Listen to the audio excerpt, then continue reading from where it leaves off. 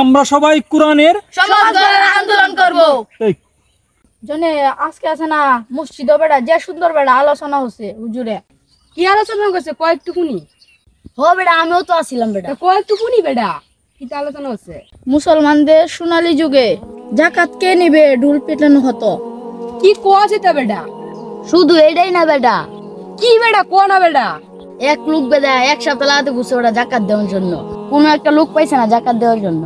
কি কোয়াস বেটা? আমরা কত কষ্টে আছি, আমরা কেউ দেখে না। এই মাছ কাকে জিগাই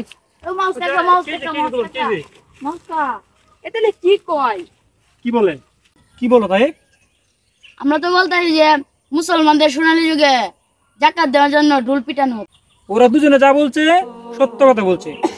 মুসলমানদের সোনালী যুগে খুলাফায়ে রাশিদিনের সময় জাকাত নিয়ে ঢুল পিটানো হতো। জাকাত কে নিবে?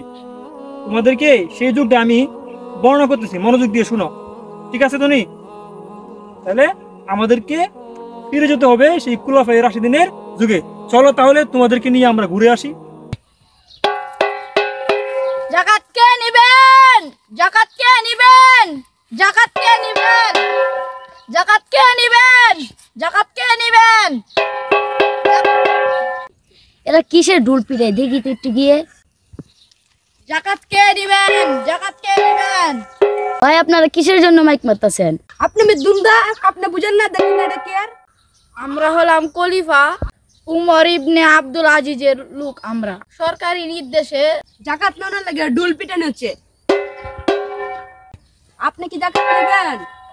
বলবে আমি জাকাত নিব কেন? আমারও তো ব্যাংক ব্যালেন্স টাকা পয়সা, আমি তো এগুলি কোনেই সময় পার করতে পারি।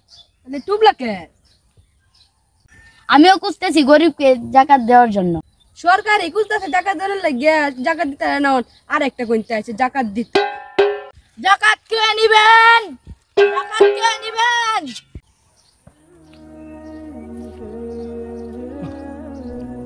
আল্লাহ, সারাটা দিন ঘুরতে ঘুরতে আমার পা দুইটা ক্লান্ত হয়ে গেছে।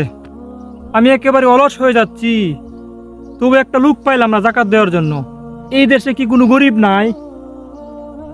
আজকে আমি সারাটা দিন ঘুরলাম, লোক পাইলাম না জাকাত দেওয়ার জন্য। সন্দেহ হয়ে যাবে, আমি কি কাউকে পাবো না আমার সম্পদকে হালাল করার জন্য? আল্লাহ, তুমি একজন লোক মিলাই দাও আমার সম্পত্তি দিয়া জাকাত থেকে মুক্ত হওয়ার জন্য। আল্লাহ, সম্পদকে হালাল করার জন্য তুমি একটু ব্যবস্থা করে দাও আল্লাহ। ইস, সারাটা দিন কষ্ট, এই মরুভূমির মধ্যে ঘুরতে ঘুরতে প্রচুর কষ্ট করলাম।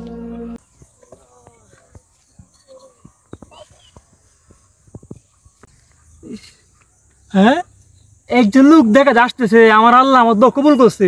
যাক, লোকটা যা গরিব লোক, তাকে সম্পত্তি দিয়ে আমি মুক্ত দিতে পারবো। ভাই আসেন, এদিকে আসেন, ভাই এদিকে আসেন। হ্যাঁ ভাই, তো যাইতেছি। যাক, একটা লোক পাইছি জাকাত দেওয়ার জন্য। আল্লাহ আমার দোয়া কবুল করছে।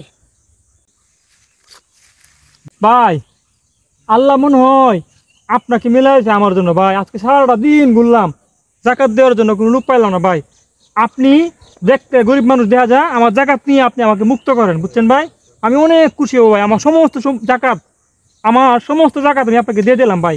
এখানে লাখ লাখ টাকা আছে ভাই। হুর মিয়া, আইনা কয়দিন ধরে ঘুরতাছুন মিয়া? ভাই, আমি তো আজকে সারাটা দিন ধরে ঘুরতেছি ভাই। হুর মিয়া, আমি এক সপ্তাহ ধরে ঘুরতাছি মিয়া। আপনাতে যে টাকা আছে 2 গুণ নিয়ে ঘুরতাছি মিয়া, আমি জাকাত দিতাম। ও আচ্ছা, কি বলেন ভাই? আমি তো ভুলে গেছিলাম, এটা যে খলিফা উমর ইবনে আব্দুল আজিজের যুগ, এই যুগে জাকাত দেওয়ার মতো লোক পাওয়া যাবে না। আপনি যারে তারে গরিব ভাববেন না, যান নিজের কাজকে নিজে করেন। হায় আল্লাহ। জনি, তাহলে বুঝতে পারছো আমাদের মুসলমানদের যুগ কত সুন্দর ছিল? ইস, কত সুন্দর আছেন মুসলমানদের যুগ। যে বাংলাদেশটা যদি এমন থাকতো। হ্যাঁ, বাংলাদেশও এমন যুগ হওয়া সম্ভব ইসলামিক অর্থনীতির মাধ্যমে। সুতরাং যারা ইসলামিক সংগঠন তৈরি করছে, যারা আল কোরআনের আইন চাই বাংলাদেশে, তাদেরকে সাপোর্ট দিতে পারলে আমরা ঠিক সেই যুগে ফিরে যেতে পারবো। তাই যারা কোরআনের শাসন চাই সমাজে, তাদেরকে আপনারা সাপোর্ট করুন, কোরআনকে সংবিধান বানান, তাহলে আমরা এরকম একটা যুগ পাবো ইনশাআল্লাহ।